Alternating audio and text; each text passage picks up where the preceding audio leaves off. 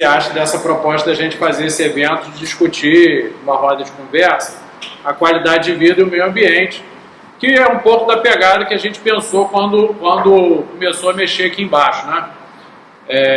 Alguns de vocês estudaram lá no Bloco A, devem lembrar de como era, meio detonado, né? Não sei se tem essa lembrança ou não.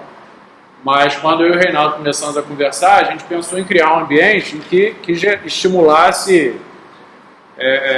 a manutenção do bloco, não só pela equipe de manutenção, mas por todos nós que usamos ele.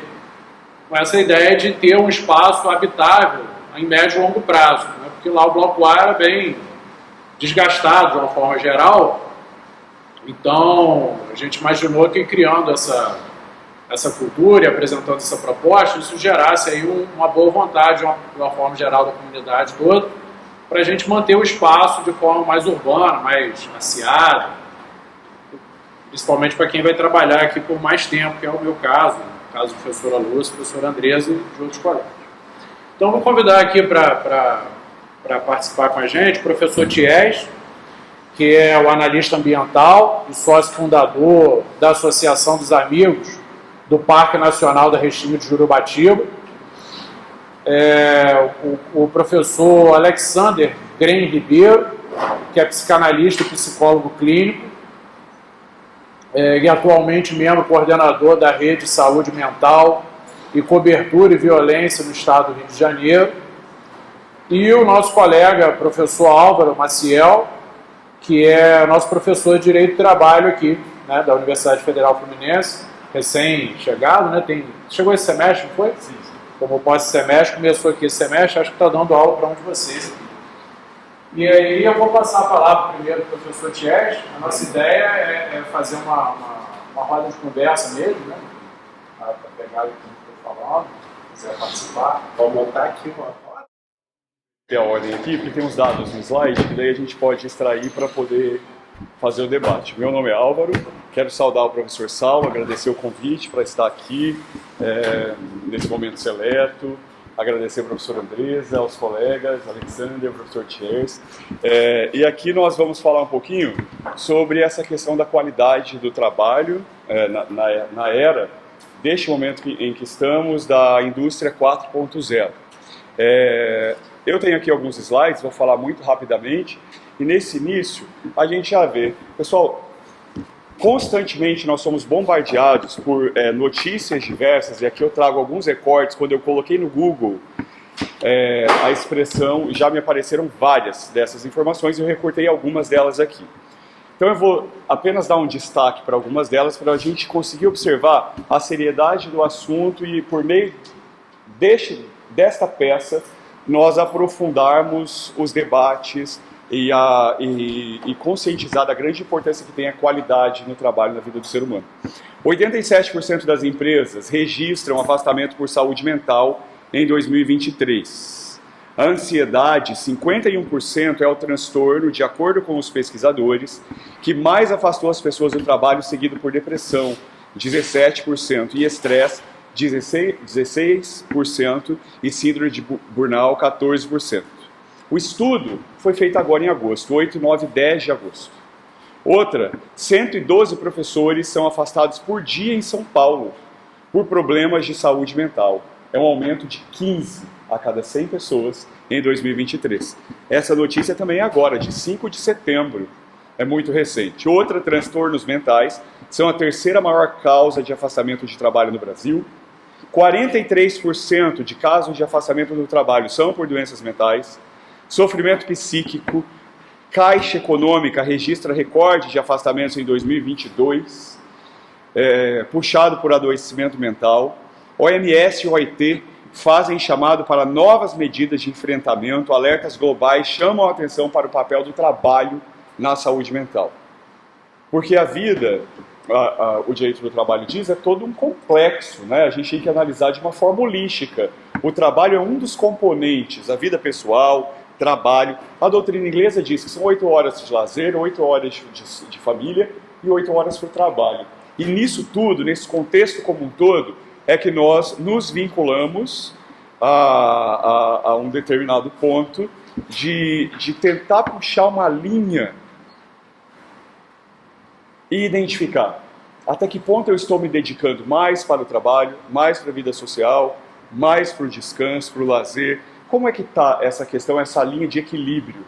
Eu trabalho menos de 8 horas, ok, trabalho mais de 8 horas, não é o ponto relacionado aqui em relação à ciência política, mas mais em relação à qualidade de vida.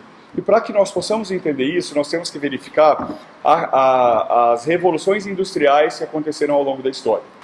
Hoje, em que momento nós estamos? Nós passamos pela primeira revolução industrial, em que havia um mecanismo de tear, a força e o vapor. Isso é lá em 1784.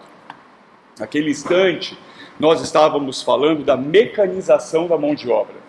Aí depois, em 1870, nós temos a produção em escala, linha de montagem, surge a eletricidade, a combustão, e ali naquele instante nós temos a indústria 2.0. Depois vem a indústria 3.0, que fala da automação, da robótica, computadores, internet. Isso a gente já está falando em 1969. Finalmente a indústria 4.0, que tanto todos falam. E aqui a gente está falando da era da inteligência artificial, sistema cibernético, internet das coisas. E nesse espaço de inteligência artificial pode muito auxiliar, mas também pode muito bem causar uma grande desestrutura no emocional, como a ciência vem demonstrando. A indústria 4.0 é essa internet industrial, essa integração de sistema, essa segurança, os dados na nuvem, muitas vezes invasão de privacidade, biodata, robôs, enfim, é uma série de vantagens e desvantagens. E aqui, pessoal, surge nessa indústria 4.0 como uma grande potência, como todos nós identificamos e vivenciamos, experimentamos durante a pandemia, a figura do teletrabalho, porque houve um boom recentemente. E as pessoas, e aí a ponto da CLT, que é a nossa consolidação das leis trabalhistas, albergar alguns artigos relacionados a esse tópico do teletrabalho, visando, ou não, o resguardo do trabalhador. E aqui muitos falam reforma trabalhista, mas a maior parte da doutrina trabalhista chama isso de deforma trabalhista, porque foram mais de 213 alterações para deformar o resguardo do trabalhador, mais de 213. Né? E, enfim, isso é muito bizarro, isso é muito triste, porque aqui me permite uma observação à parte, mas, afinal de contas, como diz a ciência política, o governo não tem que ser do povo, pelo povo e para o povo. Então, por que 213 alterações foi praticamente para prejudicar a maior parte do povo, que é o trabalhador? De qualquer modo, o teletrabalho veio previsto na deforma, abre aspas, reforma trabalhista, e incluiu lá essa figura, essa tentativa de resguardar a indústria 4.0 em nosso meio. Naquele instante, de novembro de 2020, 9% da população estava em home office. Alguns de vocês aqui, alguns dos professores, funcionários, alunos, estavam em home office também. E sabe, muitas vezes a maior parte da população foi para dupla jornada, tripla jornada, uma questão assim que gerou estresse. Então 9 a cada 100 pessoas estavam em home office e foi um grande desafio. Essa questão tecnológica, quando a gente soma também com a modernidade líquida, em que agora há pouco estávamos conversando, com tudo a era da superficialidade, a era dessa liquidez das relações, seja ela de qual esfera for, somada a essa figura da sociedade do espetáculo, e aqui tem um desenho nesse próximo slide retrata bem, gera o tal do vazio existencial que é debatido no direito do trabalho. O vazio existencial pode gerar um dano existencial.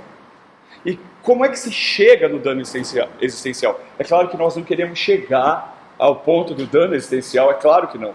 Mas o dano moral pode gerar o assédio moral, que é aquela conduta repetitiva pela falta de qualidade no ambiente de trabalho. Então o assédio é uma conduta repetitiva que vai violando o direito do trabalhador. Esse assédio pode ser de tamanha pressão, de tamanho fogo, que pode gerar a chamada síndrome de burnout. A síndrome de burnout, de uma forma constante, pode desencadear o que o Jorge Luiz Souto-Maior, que é o desembargador, um dos desembargadores do TRT de São Paulo, ele chama de vazio existencial, E o vazio existencial, por sua vez, gera um dano na existência do indivíduo para muito além do dano moral. Professor, mas como é que isso iniciou? Falta de qualidade no ambiente do trabalho. Nós estamos perdendo a referência do que é qualidade. E nós estamos sendo muitas vezes vendidos, e aqui se me permitem, para algo que está em constante mudança de contorno em seu conceito em prol de um neoliberalismo que explora cada vez mais os seus cidadãos.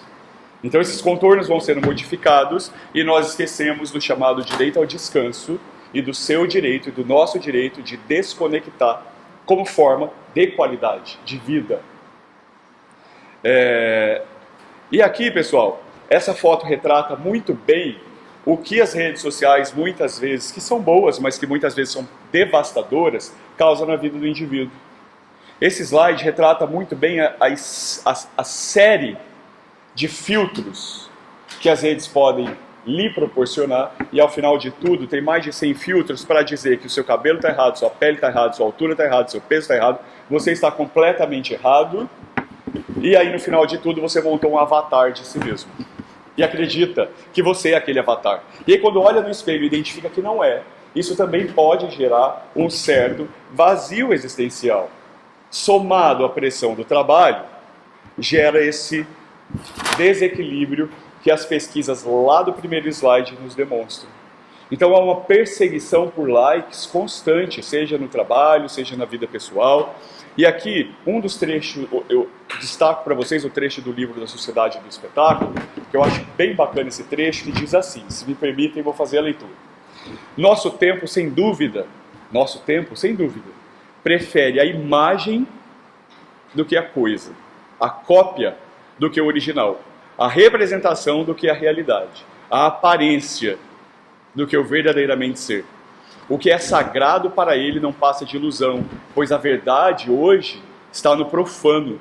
Ou seja, à medida que decresce a verdade, a ilusão aumenta. E o sagrado cresce aos seus olhos, de forma que o cúmulo da ilusão é também o cúmulo do sagrado. Isso aqui é muito forte, porque nós estamos preferindo o fake, a superficialidade das coisas.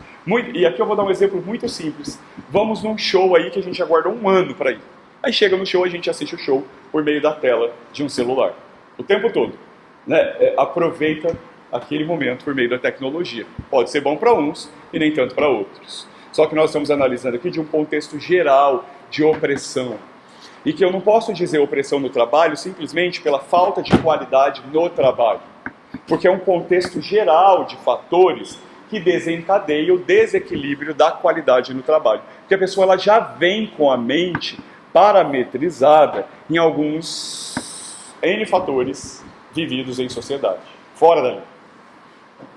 Aqui tem um ponto interessante também de uma pesquisa que foi realizada, que está publicada na Super Interessante, que diz que o Brasil é a nação Rivotril, a tarja preta mais vendida no país lá em 2009. É o segundo remédio mais vendido, à frente de nomes como Hipoglose e Buscopan.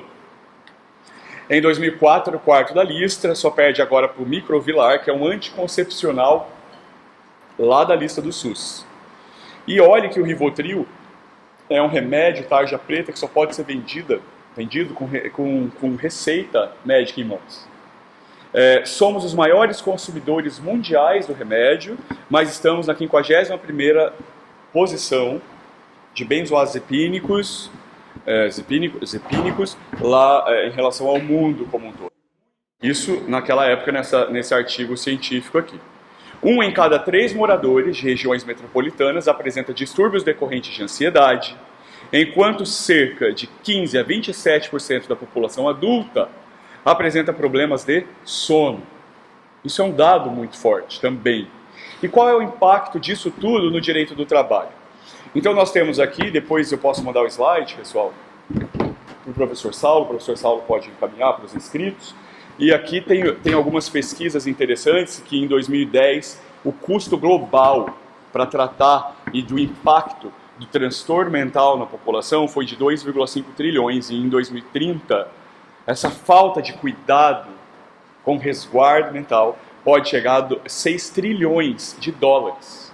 Então nós estamos falando aqui de multiplica aí por reais, né? No Brasil, os episódios depressivos são a principal causa de pagamento do auxílio-doença quando não estão relacionados a acidente de trabalho, porque acidente de trabalho, 30%. E depressão ou transtorno de ansiedade, 17 a cada 100 dos afastamentos. É muita gente. Né? Então esse número é muito expressivo dentro desse contexto que a gente está vivendo. E uma recente pesquisa, que envolveram 11 países, temos aí vários, né? Os participantes que moram no Brasil tiveram a maior taxa de ansiedade e depressão entre Bulgária, China, Índia, Irlanda, Macedônia, Malásia, Singapura, Espanha, Turquia e Estados Unidos. É no Brasil onde estão as pessoas com maior taxa, dentre esses 11, é uma pesquisa lá da área de medicina, com ansiedade e depressão. E o que causa isso também? Então, as causas desses problemas, a pesquisa identificou esse comitê gestor, que entre as principais constam exposição a assédio moral. Se for na escola, nós vamos chamar de bullying. Se for no trabalho, nós vamos chamar de assédio moral. Assédio sexual, jornadas exaustivas, atividades estressantes, eventos traumáticos, discriminação, perseguição da liderança e metas abusivas. Pessoal, aqui em Macaé não tem, mas lá no Rio de Janeiro teve uma época que o motorista do ônibus ele recebia, além da remuneração fixa, uma remuneração variável. E para ele conseguir receber essa remuneração variável, ele tinha que cumprir aquele trajeto num determinado tempo específico. Se ele não cumprisse, a remuneração variável ia diminuindo. O que ele faz? Não para nos ônibus. O que ele fazia, né? Não parava nos pontos para os idosos. O pessoal chamava, não parava. Passava em cima da calçada. Teve ônibus que tamanha velocidade no aterro do Flamengo chegou a capotar por conta de que ele precisava cumprir a meta. Então é uma meta abusiva. Se cobra uma meta para além do que o esforço humano mediano pode atingir. Recentemente foi publicado esse livro, que é Sair para se Divertir, o poder radical de passar o tempo. Galera, olha a expressão, poder radical de passar o tempo é você sair para se divertir, sem que você esteja conectado no trabalho o tempo todo.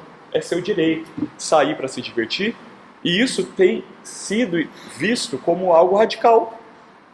Este livro foi publicado recentemente porque ele fala acerca da epidemia da solidão que muitos trabalhadores, ou, para além dos trabalhadores, muitos humanos têm experimentado. E aí fala que é a incapacidade das pessoas, muitas pessoas estão se sentindo solitárias, e o impacto na mortalidade de estar socialmente desconectado é semelhante ao de fumar 15 cigarros por dia. Isso também é um outro dado muito, muito forte.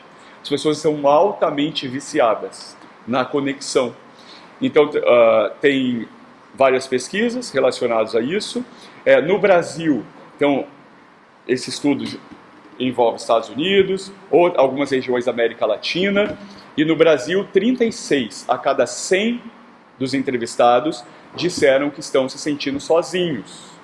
Muitas vezes está em meio a uma multidão, mas sente um buraco dentro.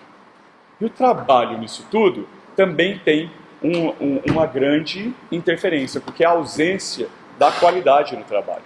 A tecnologia, portanto, tem o seu lado positivo em gerar cada vez mais produção, qualidade de vida, depender do tipo de manuseio, e também tem o seu lado negativo. Para isso, foi feito o chamado Abril Verde, uma campanha, assim como Outubro Rosa, Novembro Azul, Setembro Amarelo, nós temos o Abril Verde. É uma campanha tradicional que promove a conscientização sobre a importância da segurança e da saúde do trabalhador, da qualidade de vida desse trabalhador dentro da empresa. Isso vem da OIT, aqui não está, mas é na convenção número 155, instituiu o dia 28 de abril como o Dia Mundial deste resguardo do trabalhador. No Brasil, é a Lei 11.121 de 2005, que inclui esse dia e essa conscientização no nosso meio, a importância dessa qualidade. Portanto, estamos chegando quase ao fim, diz assim, qual é a solução para que nós consigamos criar uma resistência e um levante a ponto de modificar as relações trabalhistas e gerar um ambiente de trabalho com qualidade.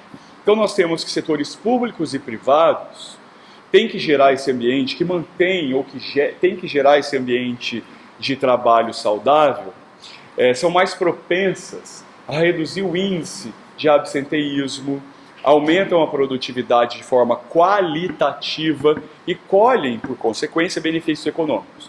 Então tem que existir um cuidado com a saúde mental do trabalhador. Isso vai gerar não apenas um impacto social, mas vai influenciar outros objetivos do mercado de trabalho, como a qualidade da família, a qualidade social, o lazer do trabalhador e a vida como um todo dentro das 24 horas que nós temos, né? Ontem eu estava vendo uma notícia, e aí é uma pesquisa bem interessante, que alguns países, inclusive o Brasil, começam a vislumbrar a diminuição da jornada de trabalho, que não precisa ser 8 horas por dia para trabalhar, pode ser menos. Então reduzir a jornada de trabalho, ou seja, trabalhar de 4 dias a semana e não mais 5. Essa redução é interessante. Então, uma das soluções é investir, como forma de qualidade de vida, do meio ambiente de trabalho, é investir nesse ambiente protegendo a saúde mental do trabalhador. Trabalhadores precisam de condições físicas humanizadas, condições psicológicas propícias e agradáveis para que eles possam demonstrar a capacidade do trabalho. Sabemos que aspectos como satisfação, motivação, reconhecimento do indivíduo que está ali, administração participativa, empoderamento, liderança efetiva e humanizada interferem no desenvolvimento de um ambiente com foco em qualidade e vida no trabalho. Então, tem que existir um suporte humanizado ao empregado, envolver o empregado em uma decisão, uma tomada de decisão, em gestão participativa na empresa. Pessoal, parece que tudo isso é utópico, né? Porque muitas empresas pensam de uma maneira tão focada no lucro e a todo e qualquer custo, e por isso é que gera o adoecimento, né? Porque se nós repensarmos a forma de liderar dentro de uma empresa, de uma cultura organizacional humanizada, nós teremos certamente a reanálise daquele monte de notícia que nós vimos lá no início. A qualidade de vida no trabalho, portanto, compreende o reconhecimento de um trabalho realizado e as possibilidades de crescimento profissional, como ser humano. E as ações devem, portanto, buscar o equilíbrio, como nós falamos, de necessidades biológicas, mesa, luz adequada, ambiente adequado, além de condições psicológicas. E aí a gente pensa, quantas empresas que a gente conhece, ou que vocês já leram, ou já trabalharam, ou já passaram, ou já experimentaram, ou de relatos, ou presencialmente, que investem em condições psicológicas dos seus funcionários? Quantas? Quantas veem o profissional da psicologia hoje como um dos principais pilares de um RH organizacional sério? Quantas? Além de também investir em necessidades sociais, preocupadas não só com o desenvolvimento do trabalhador aqui dentro, mas também na sociedade, mas de uma maneira séria e honesta, e também o equilíbrio das necessidades da organização da empresa, revendo a tal da mais-valia. Ok? Pessoal, então com isso eu encerro a fala aqui, professores, e aí a gente pode dar sequência aos debates. Obrigado, pessoal.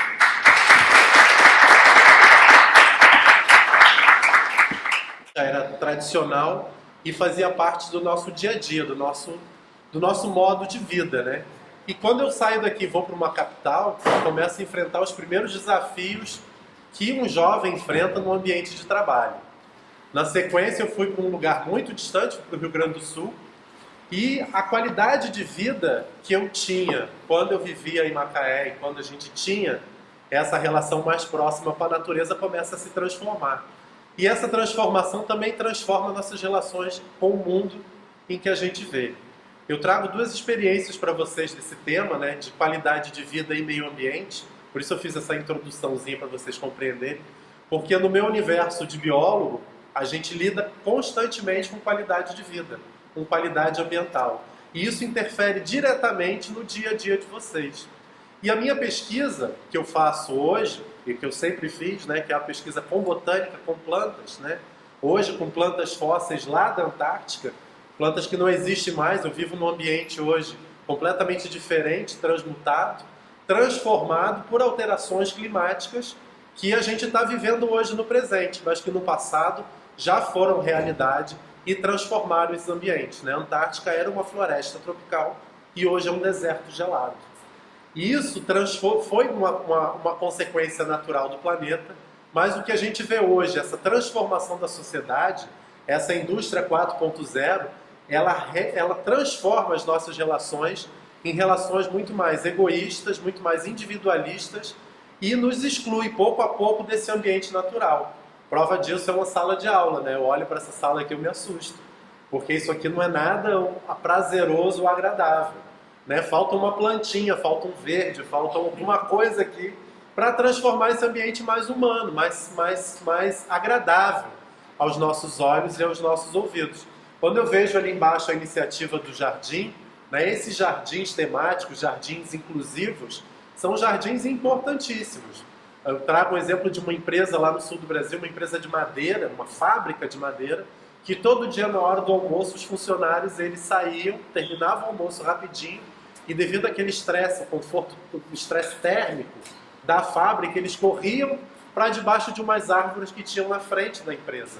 E ali eles ficavam passando aquelas horas ali, aguardando o momento de retornar para o trabalho. Você vê que instintivamente eles buscavam na natureza uma fuga, um refúgio no momento de máximo estresse do dia, que apesar de ser uma pausa, né, para o almoço, era um momento estressante porque aquele almoço, além de ter pouco tempo, você ainda não tinha qualidade, né, para passar aquele instante. Né? Então a transformação dos espaços de trabalho foram pouco a pouco, né? Imagina, a gente há pouco tempo éramos uma sociedade aqui em Macaé de agricultores e pescadores. Então nós vivíamos no meio da floresta, no meio do campo, ou num barco, no mar, naquele limite, sem limites de horizonte, né? Onde a gente buscava sempre na natureza um reflexo do nosso dia a dia. Né? Então se chovia, a gente não trabalha quando chove.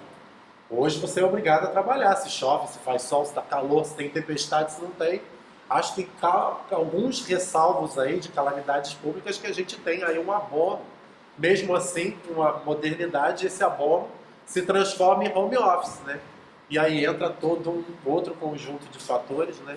Que você paga praticamente para trabalhar, né? Essa visão que a biologia tem do home office, né? Você está dentro da sua casa, mas a conta de luz é sua, a conta da internet é sua. Você não vai receber vale transporte, você não vai receber vale alimentação, você não recebe mais nada daquilo dos direitos trabalhistas que você tinha e ainda tem uma carga horária que você não sabe qual é. Porque o patrão te liga de manhã, te liga de tarde, te liga de noite, ele faz uma reunião às 6 da tarde, né, quando seria o horário de você estar descansando, você já está cuidando da sua família. Né? Então essa relação hoje do trabalho 4.0, dessa indústria 4.0, na visão ambiental é bastante dramática. E o que a indústria fez ao longo desses 1.0, 2.0, 3.0, até chegar ao 4.0, foi destruir as nossas cidades e as nossas relações com a natureza. Isso prejudica a nossa qualidade de vida em geral. Né? Nós temos aí uma sociedade doente. Doente porque falta terapias complementares, né, que associem. Por exemplo, um psicólogo ele não pode só atender, né? Ele tem um momento que ele precisa de atendimento psicológico, né? Então cada profissão vai ter, porque tem os estresses do dia a dia, né? Tem aquela recepção do dia a dia, mas também tem aquele momento que você precisa sair daquele status, né? E o dia a dia atual, hoje, né, não permite, por conta dessa internet, por conta desse aparelhinho que nos segue, né, no dia a dia, a todo momento. Nós biólogos temos sorte, porque quando a gente está lá na natureza, lá na floresta trabalhando, em geral essas tecnologias não funcionam. Então a gente tem momentos assim de desligar total e de revolta, por outro lado, né? Porque as outras pessoas estão te mandando mensagens, estão te provocando a dar respostas que naquele momento você não tem nem acesso à internet. Isso gera um desconforto muito grande. Muitas vezes a gente que está do lado de cá, você pega a mensagem porque é uma coisa que exige um instantâneo. Eu te mandei uma mensagem no WhatsApp, automaticamente você tem que me responder. Se você não me responde, eu já estou lá buscando. Se você viu, se você não viu, se você viu ou vai responder ou não vai. Se você está online ou não está, né? Tem uma série de outras ferramentas dentro desses aplicativos. Você comentou dos likes, né? Mas esse do trabalho do WhatsApp é muito mais dramático, né? O azul, o tiquezinho viu e como é que é? Não me respondeu. E não respondeu. Como assim não me respondeu? O que está acontecendo, né? Então gera uma ansiedade, um estresse no indivíduo que é difícil para os nossos colegas psicólogos depois resolverem, né? Porque é dramático a situação de relação aí de trabalho. Quando a gente fala da CLT, né? Eu sou do tempo da CLT, que ela me garantia 30 dias de férias e eu não podia vender nenhum. E hoje ela permite vender todos os dias, né? Se você quiser. É uma coisa completamente deturpada. Então, no passado, nós tínhamos uma estrutura de a gente planejar férias. As férias de fim de ano eram planejadas ao longo do ano. Era escolhido aquele lugar maravilhoso que toda a família gostava de ir, que queria aproveitar ao máximo aqueles 30 dias juntos. Hoje a gente não consegue sequer tirar férias, né?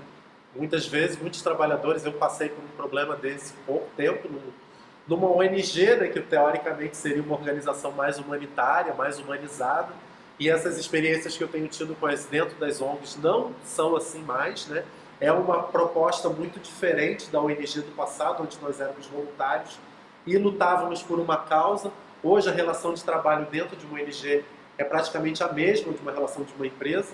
A gente sofre assédio moral, tem colegas que saíram da ONG com crises de burnout, porque a velocidade de processamento da informação e das crises que existem no planeta são tão grandes que os indivíduos que estão ali dentro de um instituto de pesquisa, eles têm que, naquela mesma velocidade, produzir informações muitas vezes contrárias às fake news distribuídas e espalhadas aí pelo planeta. Então, numa busca incessante de lutar contra esse sistema, acaba gerando também vários problemas e vários estresses dentro desse ambiente de trabalho, que teoricamente seria mais humano, que teoricamente você não tem hora para trabalhar, que seria um paraíso perfeito, mas na realidade não é nada disso.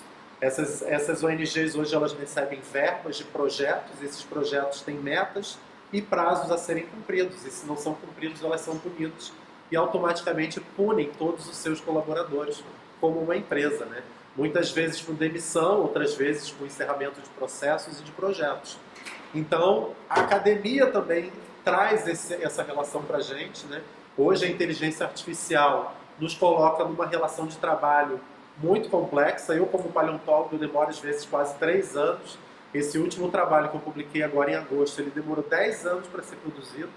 E ao longo desses 10 anos, a academia, o CNPq não quer nem saber de mim, né? Mas como assim 10 anos para produzir um paper? E tem pesquisadores na Universidade de Barcelona, um pesquisador de química, que é uma área completamente complexa de se estudar, que ele conseguiu produzir 300 papers no ano. Isso é uma coisa absurda, mas está acontecendo graças à inteligência artificial e está sendo aceito como um novo normal. E o que acaba acontecendo nas relações de trabalho nossas, de pesquisadores dentro das universidades, das academias, é que se estabelece um padrão. Então, o padrão hoje, pela CAPES, pela coleta do CAPES, é no mínimo 3 artigos internacionais por ano. Isso, para algumas áreas, é impossível. Para áreas de letras, de ciências humanas, talvez seja mais fácil. Mas para áreas científicas que envolvem experimentos, envolve análises muito complexas, como essa que eu disse para vocês, que eu demorei 10 anos para concluir esse paper, não que eu fiquei 10 anos sem produzir nada, a gente produziu outros trabalhos ao longo desses 10 anos, mas esse demorou 10 anos para fazer, e esse não teve 10 anos de apoio do governo para ser concluído, ele foi concluído depois às duras penas, né? A apoios de outros pesquisadores estrangeiros para poder a gente conseguir consolidar o conhecimento e poder produzir, né, esse artigo.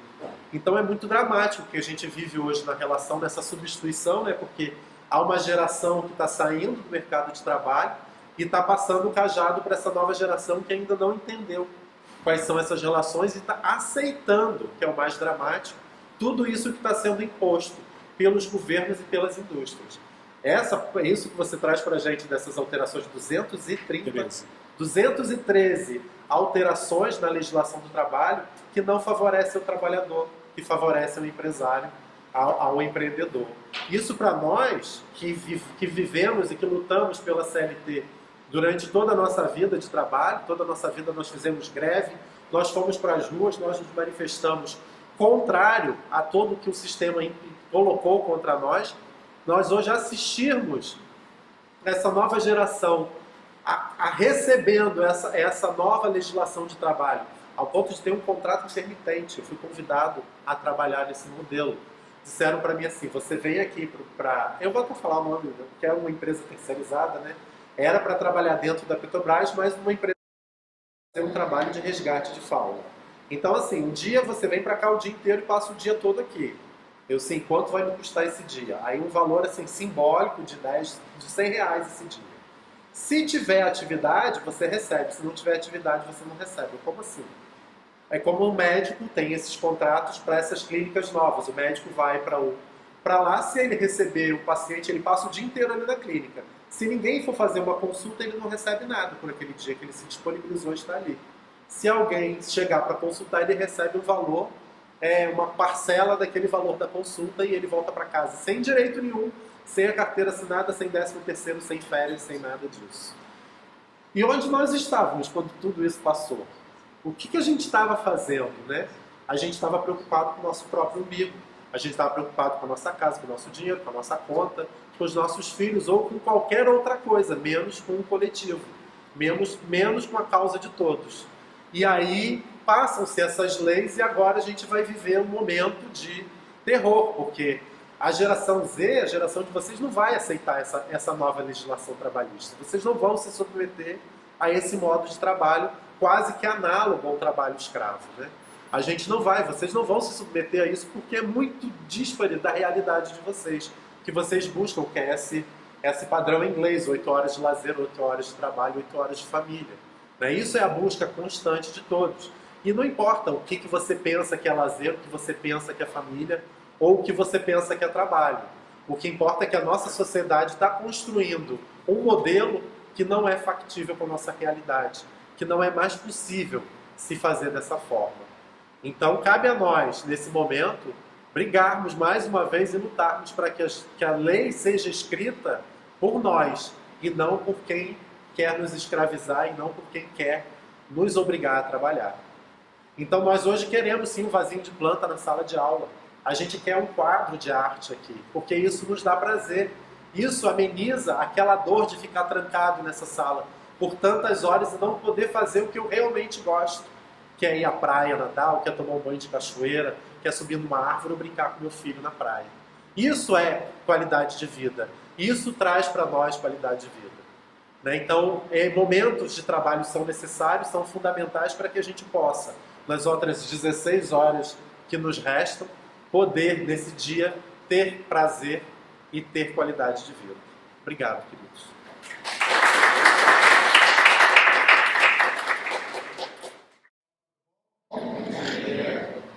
Sozinho ainda? Vamos de novo, então. Bom dia, pessoal. Tudo bom? Bom dia. Agora melhorou. A gente já consegue derrubar aí essas 8 horas que estão em ponto para a gente trabalhar. É o começo já. Eu me chamo Alexander, sou psicólogo formado na UFG Rio das Ostras. Não sou professor ainda. Espero um dia chegar lá. Mas contribuo como educador popular. Contribuí na unidade pedagógica Maria de Franco, nos cursos de agroecologia que teve lá em 2019, 2022. E pude contribuir também, tive esse privilégio de contribuir no curso de agentes populares de saúde, dentro da unidade pedagógica Maria de Franco, no acampamento Edson Nogueira. Atualmente eu construo com a companheirada lá da Assentamento Oswaldo de Oliveira a Rede de Saúde Mental e Combate à Violência, que é uma iniciativa que não é só para psicólogos e psicólogas, então juristas aí que têm um engajamento nessa área, têm um interesse em contribuir com a gente, vocês podem chegar junto. A gente acolhe militantes da saúde mental de modo geral, então tem curandeiras, tem parteiras, tem o que a gente chama lá no movimento, né, de bruxas, as bruxas e os bruxos que que manipulam os saberes populares relacionados a fitoterápicos, as práticas alternativas de medicina. E, claro, a gente também atua com as práticas tradicionais de medicina, de enfermagem, de psicologia. Enfim, são N formas de atuação que nós abrimos. Inicialmente, gostaria de parabenizar a iniciativa de vocês de construírem o jardim aqui. Essa é uma iniciativa muito próxima do que, durante as jornadas universitárias em defesa da reforma agrária, a gente construiu aqui no polo de Macaé, com as farmácias vivas, com as hortas. E como colocaram aqui, né, a manutenção desse projeto depende muitas vezes da organicidade, não só do solo, mas também das pessoas que cuidam, né? Das pessoas que se engajam no cuidado e na manutenção desse espaço, na ampliação, na poda. E, desculpa a honestidade, mas nem sempre a gente tem que ir pela via mais fácil de depender de um trabalhador terceirizado para fazer isso. É muito construtivo para a gente participar desse processo. Acho que quem participou desde o começo aí teve uma experiência bem interessante. E, com o tempo, conforme a gente vai participando, a gente vai vendo que as mudanças acabam não se restringindo a um quadrado. Que um jardim, por mais potente que seja, ele tem uma finalidade em si mesmo ali. Ele não consegue ultrapassar a contribuição que ele tem daquele espaço, que é chamar a comunidade acadêmica a repensar a qualidade de vida dentro da universidade, ao acesso, à permanência estudantil, por exemplo. E por mais potente que seja o jardim nesse sentido, ele não dá conta dos inúmeros sofrimentos que aparecem aí na vida do estudante. Ele é um afago. E como todo afago, muitas vezes ele tem a função de esconder os problemas. Não é o caso do jardim, espero, tenho certeza que o Saulo não tem esse objetivo, mas que muitas vezes é utilizado do discurso para esconder esses problemas. Numa pesquisa rápida sobre biofilia, eu vi muitos autores falando sobre, né? De Aristóteles a Erich Fromm, que é um psicólogo lá da Europa, mas também muitos arquitetos trabalhando o tema, né? Eles trazem assim uma concepção daquilo que nos falta, como se a construção e a arquitetura acabassem trazendo de forma implícita justamente uma denúncia. E é desse ponto que a psicanálise interpreta o sofrimento. Então, quando a gente fala de ansiedade, quando a gente fala de burnout, quando a gente fala de inúmeras outras manifestações aí que a psiquiatria chama de psicopatologia, né, de doenças, transtornos, a psicanálise ela encara isso, o sofrimento, como uma forma de autonomiação. Uma forma de autonomiação de um desejo de transformação, justamente. Né? Ninguém sente ansiedade porque está profundamente satisfeito com a vida. Né? Nunca vi ninguém assim, na verdade já vi isso, mas... Tem as exceções, né? Na verdade, nem são exceções. Há pessoas que realmente se sentem desconfortáveis quando as coisas estão boas.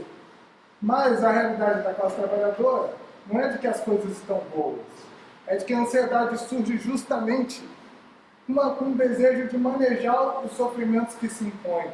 A jornada de trabalho pode não ser de 8 horas, pode ser de 6 horas, mas para você chegar no seu trabalho às 8, você precisa sair às 3h30 de casa. E aí você vai chegar em casa, mesmo saindo às 15 horas, você vai chegar em casa às 18, né? Isso é se você não pegar um trânsito no Rio de Janeiro, né? Ou em Macaé, ou em Rio das Ostras. Então, quando a gente está falando de sofrimento, quando a gente traz aí as nossas iniciativas, elas têm um objetivo, sim, de apaziguar essa condição que nos é imposta, mas ela precisa ter um objetivo fundamental de articular os sofrimentos em comum para lidar com isso de forma incisiva, seja na estrutura produtiva. E aí, qual é o grande ponto que a psicanálise traz para reinterpretar o sofrimento? No século XX, o número de diagnósticos subiram, se desmembraram e se exponencialmente multiplicaram em 214%. Isso significa que uma ansiedade já não é mais só uma ansiedade. Uma ansiedade agora pode ter inúmeras denominações distintas. E não há nenhum tipo de medicação sem diagnóstico. Embora haja diagnóstico sem medicação. Há pessoas que são diagnosticadas, mas não tomam nenhum tipo de medicação. Mas há pessoas que são medicadas, pode ser automedicadas e burlarem aí o diagnóstico, mas para terem acesso a algumas medicações, elas precisam passar por uma certa nomeação, que vem do outro. Né? E isso tem tudo a ver com o que a gente encara nas redes sociais, por exemplo.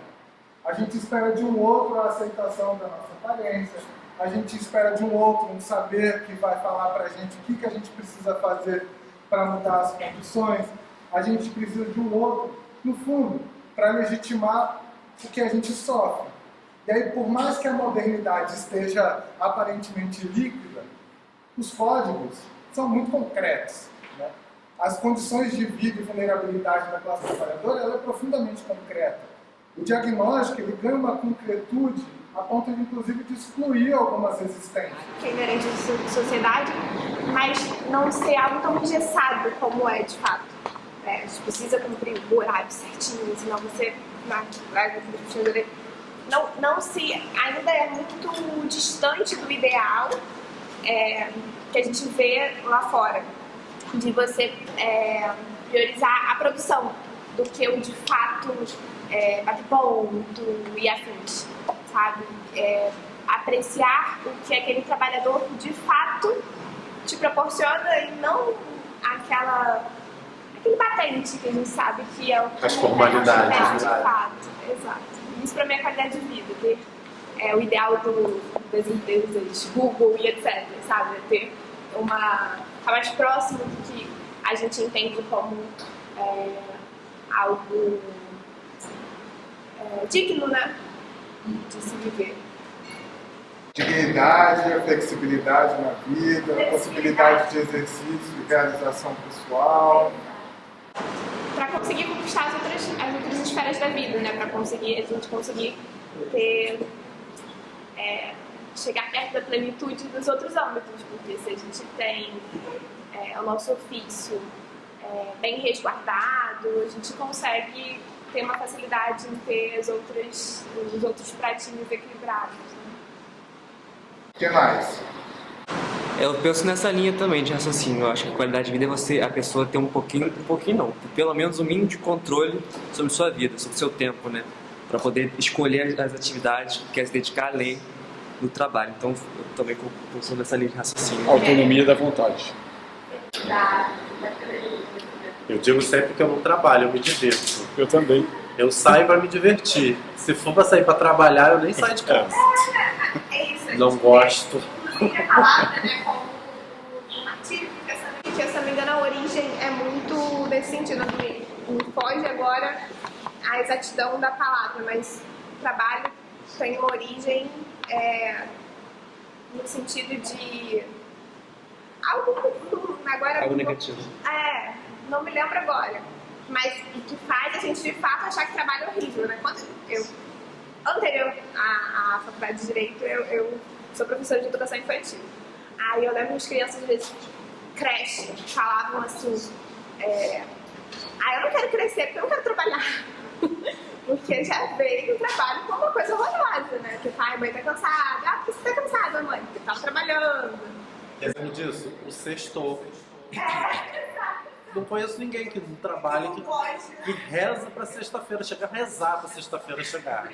Ou rezando, né? Ajoelhando, sextou, maravilha.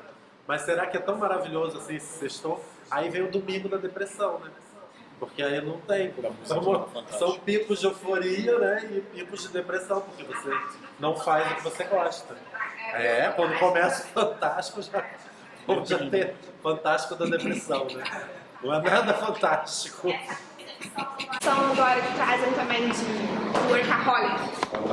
É chique demais você ser workaholic, né? É maravilhoso você ser viciado em trabalho, ter inglês, aquela coisa, né? Aquela é uma tendência, né? glamorização. Você tem uma rotina perfeita, você se exercitar, trabalhar, estudar, ser a pessoa perfeita. É uma meta de vida agora, as pessoas vendem isso como se o sistema não pegasse, você deveria fazer isso, mas às vezes o sistema não te possibilita ter essa rotina perfeita, porque você não vai acordar 5 horas da manhã para anotar no seu caderninho para você ser grato. Você vai acordar 5 horas da manhã, 4 horas para pegar um ônibus. Então, não é a realidade de sim. Para vocês representa, por exemplo, quando vocês veem ansiedade, burnout, o que é isso para vocês? Deixa eu só dar uma interrupção. Pessoal, só um parêntese. Seu nome mesmo? Isadora. A Isadora e o Reinaldo, eles colocaram a qualidade de vida como algo bem próximo à autonomia da vontade, ao respeito da vontade humana, para além das questões obrigacionais. Então é autonomia versus obrigações. Isso, de uma forma, vamos dizer, maquiavélica, mas não a respeito de Maquiavel, mal direcionado, pode gerar o que a reforma trabalhista fez, que é, talvez ouvindo o desejo da Isadora, ao dizer, eu quero autonomia da vontade. E aí a reforma trabalhista disse assim, ótimo, então a população, como ela tão bem colocou, só que muitas vezes os líderes pegam esse discurso e altera ao ponto de dizer, vou fazer uma reforma trabalhista pensando na sua qualidade e agora vai ser o negociado sob o legislado. Deturpa, porque agora é autonomia da vontade. Você pode negociar as regras trabalhistas para além do que a lei diz. E aí, pessoal, isso é seríssimo, porque aí há uma deturpação, falando assim, a pessoa não quer autonomia da vontade, ela não é qualidade de vida, ela poder ser gestora da própria vida, mas tem o limite da lei. E muitas vezes, se é uma situação para beneficiar a condição de trabalho humano, ótimo, mas não é o que está acontecendo. O negociado sobre o legislado, muitas vezes, vai atacar e precarizar o direito dos trabalhadores, e aí é sob a máscara de que eu estou lhe dando qualidade e é a sua voz que eu ouvi, mas não é isso que acontece na prática. Porque daí, eu ouvi a sua voz, eu ouvi a sua voz e transformei em algo, em um objeto precarizado, tirando seus direitos com o seu aval. Porque se você não topa dentro da sua autonomia, então próximo você não está contratado, eu vou chamar um outro biólogo, eu vou chamar um outro administrador, um outro gestor, um outro advogado, porque você não quer, que vai aceitar. Por quê? É sobre aquela pseudo, eu estou lhe dando voz, é você quem não quer. Não é verdade.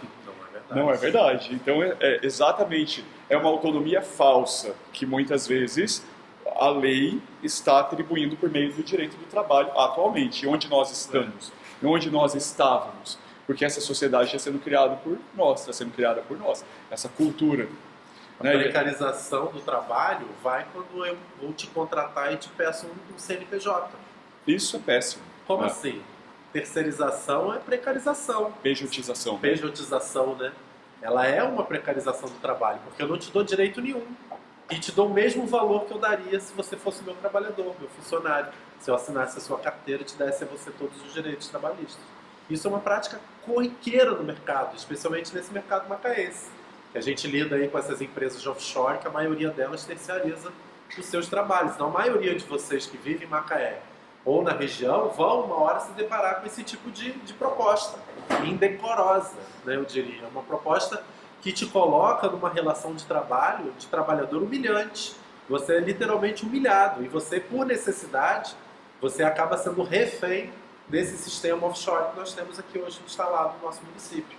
E aí todos são reféns desse sistema e sendo refém dele, como que você vai lutar contra ele? E ele melhora ou piora a nossa qualidade de vida? Ele piora muito a nossa qualidade de vida. Tanto na questão física, né, emocional, psíquica, como na nossa questão de qualidade de meio ambiente. Porque aí a nossa praia está poluída, o nosso rio está poluído, a água subterrânea está poluída, e aí eu vou me refrescar onde? Para onde eu vou fugir, né? Onde eu vou sanar minha mente? Porque, em geral, a gente busca na natureza esses momentos de relax, né? De desopilação de tudo isso que a gente passa, que a gente vive. Aí a gente chega na praia da Imitiba, eu não posso tomar banho lá porque tá podre. Eu vou na praia do Forte, tá podre também. Se eu for para Barra, indo lá pro norte também tá horrível. Aí se eu venho vindo pro lado de Rio das Ostras, eu tenho outro rio ali, uma lagoa poluída, um rio poluído do lado de cá, ou seja, nós estamos cercados por um modelo de vida que foi imposto por um modelo de trabalho que a princípio era uma maravilha, era o progresso, era tudo que a gente desejava e almejava na vida, porque ninguém gostava mais de trabalhar com a enxada no sol, capinando, ninguém queria mais ir para o mar pescar. Então, no momento, isso foi uma salvação, mas que hoje todos querem abandonar isso e voltar para o barco, ou voltar para o interior, para a enxada, porque lá eu tinha qualidade de vida, eu tinha tempo para viver. Tinha autonomia. Tinha autonomia que hoje eu não tenho mais. Essa autonomia, quando a gente olha pela ótica do direito civil, a autonomia da vontade, como civil que somos, isso é fabuloso, isso é fantástico. O direito do trabalho está tentando se apropriar do princípio da autonomia da vontade lá do direito civil e trazer para cá. Só que quando ele tenta trazer para cá, essa autonomia da vontade não é para valorizar a voz do trabalhador e dizer assim, o que você quer fazer aqui na empresa?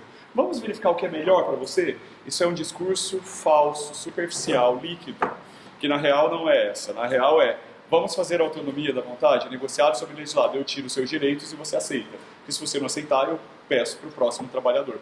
E aí você, tá bom, então eu aceito. Isso estou lhe dando a autonomia da vontade para a gente negociar as cláusulas trabalhistas.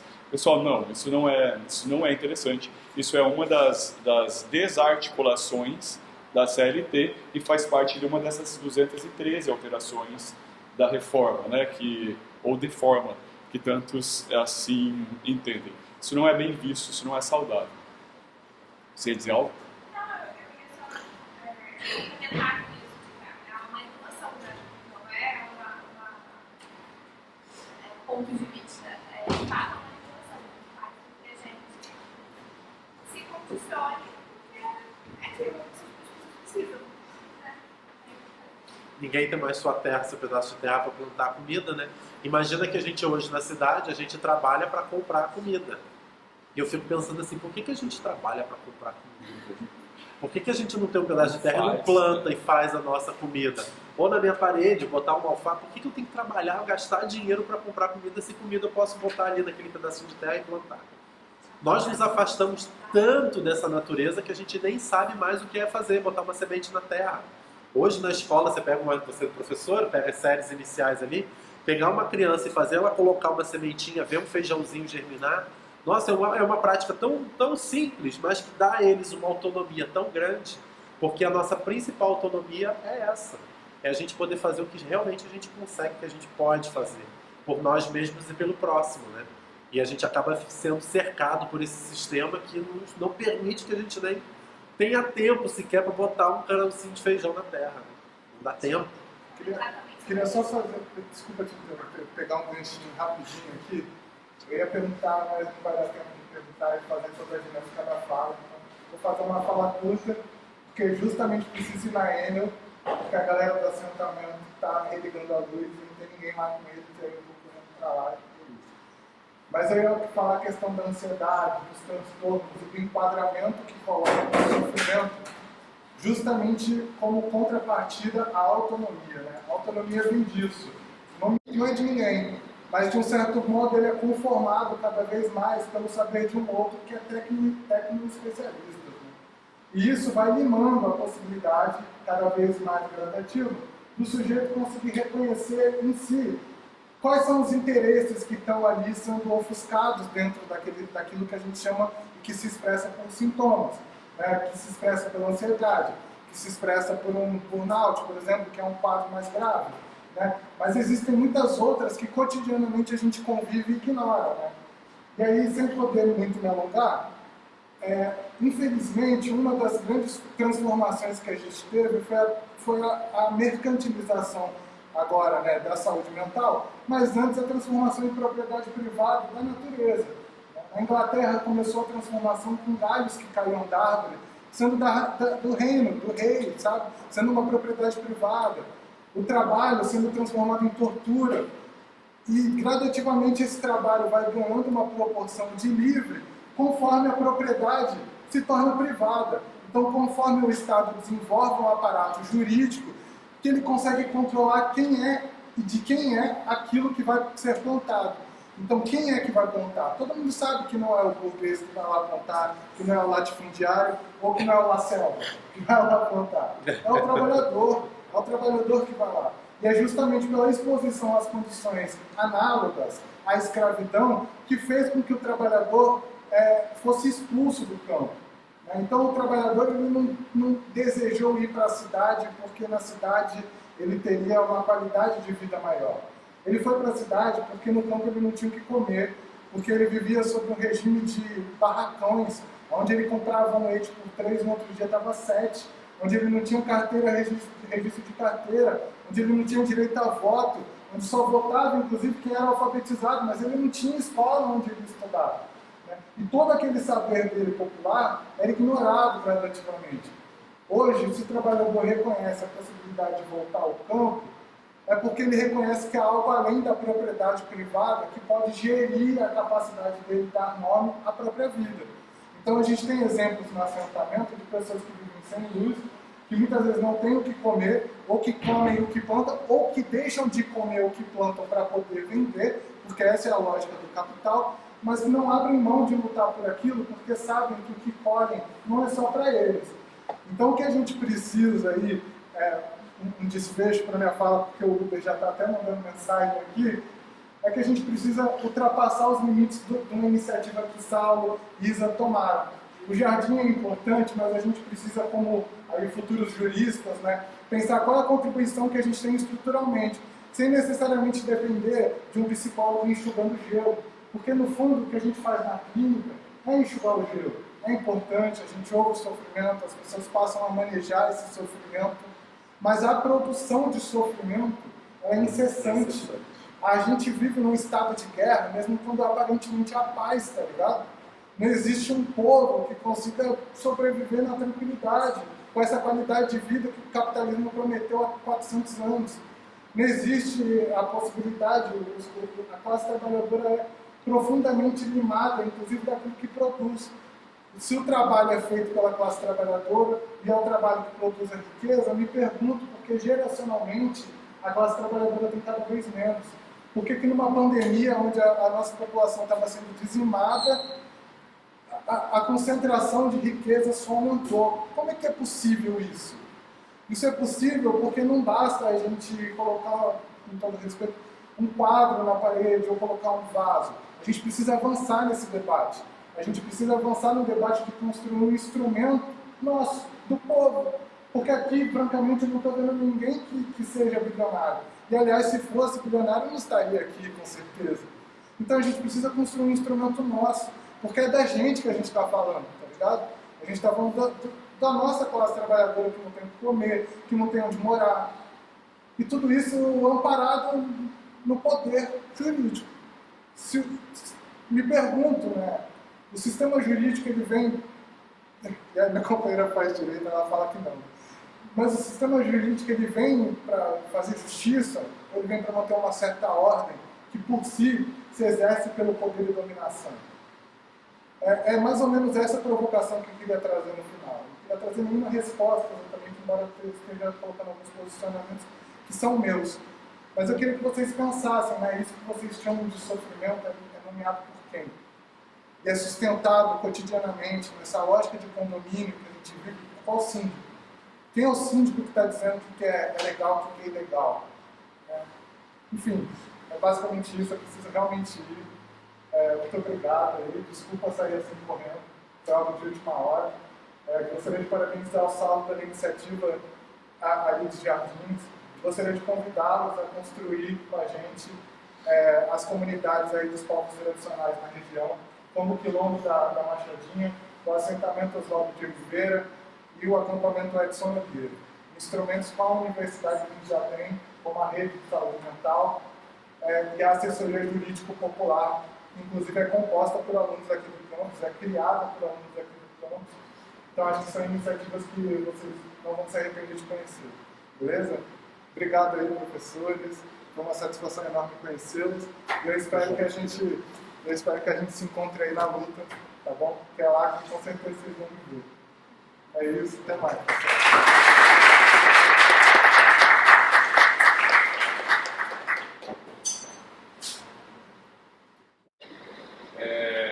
Deixa eu, de repente, abrir para perguntas. Acho que sim, né? Podemos Se alguém quer fazer alguma fazer o comentário. Já está caminhando aqui para 2 horas de conversa. Vocês falaram. Alguém? Alguma colocação? Então acho que a gente pode dar para encerrar, né? Agradecer ao professor Álvaro, nosso colega, o professor Tieste, o professor Alexandre, que se tirar. Agradecer mais uma vez a senadora, que foi a idealizadora dessa proposta aqui, ela inclusive sugeriu as áreas que a gente ficasse profissionais para conversar. E inclusive foi ela que fez o contato com o Alexandre, a gente não se conhecia, o Tieste foi o contato da professora Andressa. Então agradeço a todos e todas aí pela participação, espero que a gente possa dar início a uma nova etapa desse projeto e desenvolver outras atividades paralelas a essa. No fim de semana a gente teve a proposta de desenvolver uma atividade meio de campo, vamos dizer assim. O Reinaldo deu a ideia de a gente fazer uma trilha lá no Mirante do Paiol. Era um grupo de 25 se animou aí, só 20 participaram, e 5 voltaram inteiros, 15 ficaram no caminho. Assim. Mas foi uma primeira ideia. Eu pensei que eram 10 quilômetros subindo e descendo. Se me permite só falar um. Claro. Pessoal, acho só, só uma fala muito pontual aqui no final. Eu quero parabenizar essa questão do jardim também por conta e também, até gostaria de falar também com o nosso colega que teve que ir, infelizmente, mas nós temos que de fato resgatar a visão, ou criar a visão biocêntrica. Porque a gente vem de uma era antropocêntrica em que o eixo de tudo é o homem vitruviano, lá que eu tanto falo em minhas aulas de Leonardo da Vinci, que o eixo de tudo é o umbigo humano, quando aquela figura lá que nos mostra. Só que é passada a hora de nós nos reconectarmos ou conectarmos com a natureza de forma a tirar aquele véu do teocentrismo, o véu do antropocentrismo e criar e vivenciar o biocentrismo, como o colega nos colocou, que é essa conexão com a natureza, porque nós somos carbono e tudo é carbono. Né? E para a gente conseguir vislumbrar e entender a natureza, seja um pequeno jardim, seja uma planta numa sala de aula, talvez seja necessário nós recalcularmos a rota a ponto de identificar que o antropocentrismo está tão incrustado na estrutura da sociedade que talvez um quadro de planta já faz uma grande diferença. Por quê? Porque nós temos sim que para conseguir, esse é o meu ponto de vista também, para a gente conseguir implementar grandes movimentos, para algumas pessoas é necessário o primeiro passo, o lado fundamental, que é o quê? Cara, isso aqui é uma planta que está no quadro, agora vamos para a planta real lá fora, agora vamos... Isso aqui é uma pessoa, agora vamos conectar com uma pessoa, Então são vários tipos de conexões para a gente construir a era biocêntrica, em que o centro de tudo não é o nosso umbigo, é a vida humana, ou melhor dizendo, não é a vida humana, é a vida como um todo. Não, e não a vida humana, isso é antropocêntrico. É a vida como um todo, é a planta, é o cachorro, é o golfinho, é o pássaro, é o papagaio. Isso aí, não humanos, né? Então é humano e não humano, isso é fabuloso. É essa era que a gente quer construir. Então parabéns pela iniciativa a todos.